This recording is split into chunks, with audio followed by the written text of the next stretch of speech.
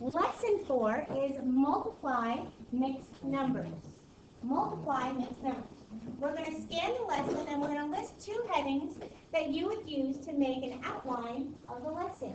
So, this is what we have. We are going to multiply a fraction by a mixed number. And we're going to multiply mixed numbers times mixed numbers. Okay, that's what we're going to do today. All right, the eyeball of an Atlantic giant squid is about 12 times as large as the average human eyeball. Okay, the average human eyeball is about 1 1/4 inches across. We want to use the bar diagram to compare the average size of a human eyeball to the average size of an Atlantic giant squid's eyeball. Now, what words here tell me what operation I'm going to do? Times. Very good. We want to know it's about 12 times as large.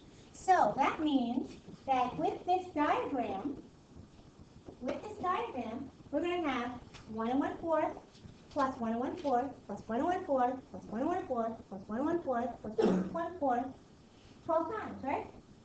So, that's what we have. Now, if I'm plus, what is that operation? That's repeated addition, right? And repeated addition is multiplication.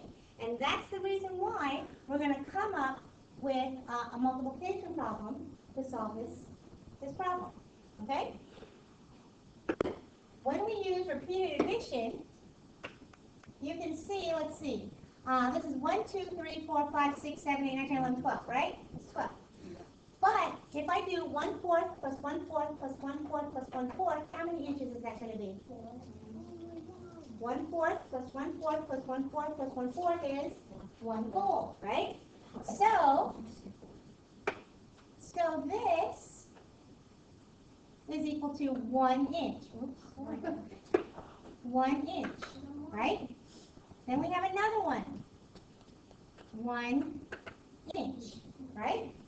Then we have another one. 1 inch. So we have 12, 13, 14, 15 inches. Is everybody clear with that? Yes. So, using the diagram above here, we're going to say 15 inches, right? So let's see if our math can match up to this, okay? So it says write a multiplication expression that shows the size of the Atlantic squid's eyeball. So we have 1 1/4, and we have that 12 times. You with me? Yes. So we have 1 1/4 times 12. Okay? Now, the first thing we have to do here is we need to change that mixed number to an improper fraction. Do you guys remember how to do that? No. Let's review. So, let's say we have 1, whoops, and 1/4. Okay? To change this to an improper fraction, we are going to multiply, right? The denominator times the whole number, and then we're going to add the numerator. Okay? So we're going to go in this direction. 4 times 1, 4, right? Plus 1 is 5. And then the denominator stays the same. So 1 1/4 is equal to 5/4. So remember, is everybody remembering? Okay? That 5/4 is now going to go in for the 1 1/4. Okay? So now we multiply. So we have 5/4 times 12. What am I going to do with that 12? Put it over 1. Very good. Put that over 1. Now, I'm ready to multiply, right? What can I do before I multiply? You can make the 12 a 3 and the 4 a 1. What's that called? Simplify. Very good. So 4 divided by 4 is 1, and 12 divided by 4 is 3. And so now we can multiply straight across. 5 times 3 is equal to 15. 15. 1 times 1 is 1. And my final answer is 15 inches, which is exactly what we came up with the diagram. You got it? So here is the multiplication problem that we came up with. 12 times 114, right? And then when we did that, we got 15 inches. Is everybody good? All right, very good. All right, the next section is multiply a fraction and a mixed number. Okay? To multiply a fraction and a mixed number, first we write the mixed number as an improper fraction. Make sure you write that down. To multiply a fraction and a mixed number, first we write the mixed number as an improper fraction. Then we multiply as with fractions. You have to remember that when you change your mixed number into an improper fraction, the denominator stays the same. All right? So, for example, we have 1/3 times 1 3/4. The first thing we want to do is we want to change that 1 3/4 to an improper fraction. Okay? The way we do that is we're going to take the 4 times 1, which is 4, plus 3, which is 7, and then the denominator stays the same, so we're going to get 7/4. Is everybody clear? Okay? And then we have 1/3 times 7/4. Now you're just going to multiply like normal. Okay? Alright, so example 2, we have 5½ times 1/3. The first thing I want to do is I want to change the 5 1/2 to an improper fraction. Okay? So, for 5 1/2, we're going to take 2 times 5, which is 10, plus the numerator 1, which is 11. So here, this is going to be 11, and remember, the denominator stays the same. 11 tenths. Is everybody clear? Yes. All right. So then, we're going to multiply like normal. So we have 11 times 1 and 2 times 3. Okay? So 11 times 1, of course, is 11. 2 times 3 is 6. That's my answer in improper fraction form. Okay? All right, so now we want to change that improper fraction back to a mixed number. So everybody pay attention. Everybody pay attention. If you have a question, hold on to it and pay attention to this. Ready? We want to change this improper fraction to a mixed number. So we're going to ask ourselves, how many times does 6 go into 11? How many? Once. So we're going to write 1. How many do we have left? 5 left. So that goes in the numerator. And what do I do with the denominator? It stays the same. Very good. So my final answer there is 1 5/6. All right. So for example A, we have 2/3 times 2 1/2. So the first thing we want to do here is change that to an improper fraction. So 2 times 2 is 4, plus 1 is 5. So my new fraction, 5 over 2. And you guys, we say 5 halves. Okay? And now we multiply like normal. Can I simplify before I multiply? Yes, yes. So here, look, 2 divided by 2 is 1. And over here, 2 divided by 2 is 1. And now I can multiply like normal. So we've got 1 times 5, which is 5. And 3 times 1 is 3. Now, how many times is 3 go into 5? Once. With how many left over? 2. So my final answer, 1 and 2/3. Got it?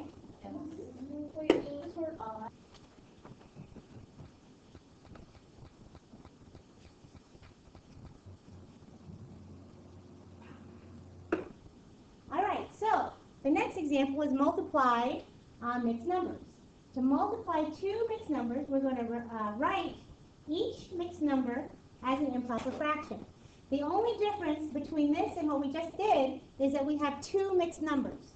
So we're going to have to write both mixed numbers as improper fractions and then simplify and multiply. Okay? So, for example, 3, we have 1 7/8 times 3 1/3. So, 1 7/8,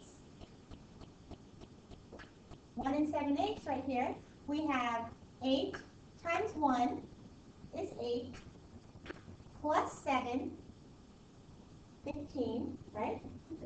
So that gives me 15 eighths, right? For the 3 1/3, 3 times 3 is 9, plus 1 is 10, and then the denominator stays the same, so that's going to be 10 thirds. Is everybody clear? And then you just multiply like normal. But before you multiply, you can simplify, right? You simplify before you multiply, and then multiply like normal, okay? For the next example, here it says, the Hoover Dam contains 4 1/4 million cubic yards of concrete. Grand Coulee Dam in Washington State contains 2 2/3 times as much. So here, because it says 2 2/3 times as much, that tells me that I'm going to multiply times as much, right? So we're going to multiply 4 1/2 times 2 2/3. Again, all you have to do is change those mixed numbers to improper fractions. Once you do that, you simplify before you multiply, and then you multiply like normal. Got it? All right, so let's do this example together. Mr. Wilkins is laying bricks to make a rectangular patio. The area he is covering with bricks is 15.5 feet by 9 3/4 feet. What is the area of the patio? You guys remember the formula for the area? It's rectangular, right? So here we have a rectangular patio. Do you remember the formula for the area of the patio? No. Height times width. Oh yeah. When you do height, that indicates that you have a three-dimensional figure, right? Here it's just a two-dimensional, so we're gonna say length and width. Oh yeah. Okay? Good. So this is gonna be length, and then here we have width. We'll use L and W. Okay? All right. So going back to the problem, we have 15.5 feet by 9 3/4 feet. So we have 15.5 feet here, and then for the width, we have 9 3/4 feet. Okay? And again, what was the formula? Area is equal to length times width. Very good. Now, please notice, I did not write L times W. Because what does that look like? X. It looks like another variable, right? So when you are using variables and you write multiplication, use the dot or use the parentheses. Is everybody clear? Mm-hmm. So now we can substitute in. So for the length, we have 15 and a half times the width, which is 9 3/4. Okay? So now we have to change both of those to improper fractions.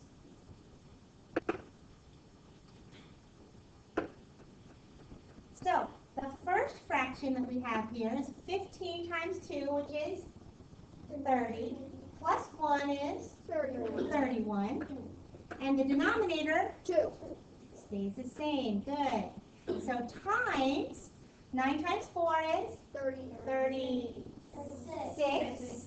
Plus 3 is good. And the denominator 4 stays the same. Is everybody clear? Yes. Now, can I simplify before I multiply? Yes. Can I? No. No, you can't. So this is going to be a yucky one. All right. So we've got 1,209 over 8. Now we have to change that to a mixed number, right? So now we're going to do the division. So now we want to write the mixed number. And we said, how many times does 8 go into 1,209? 151 times, right? So that's 151 times with how many left over? 1. And the the denominator stays the same. So we have 151 and 1/8 feet squared. Is everybody clear? Mm-hmm. Mr. Conrad's pecan pie recipe calls for 1 3/4 cups of pecans. He plans to make 8 pies. Okay? For his family reunion. How many cups of pecans will Mr. Conrad need? What is the operation here? Multiplication, right? So we're going to multiply 1 3/4 times how many pies? 8. So now we can change the mixed number to an improper fraction. 4 times 1 is 4 plus 3 is 7 over 4. 7/4 times 8. What do I do with that? Put it over 1. Very good.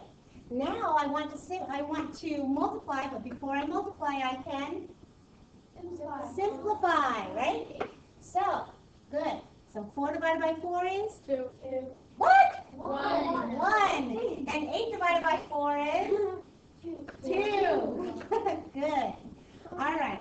So we multiply straight across. And we have 14 over 1, which is equal to 14 what? 14 cups of pecan. Right. 14 cups of pecans. Are there any questions on the lecture? Perfect.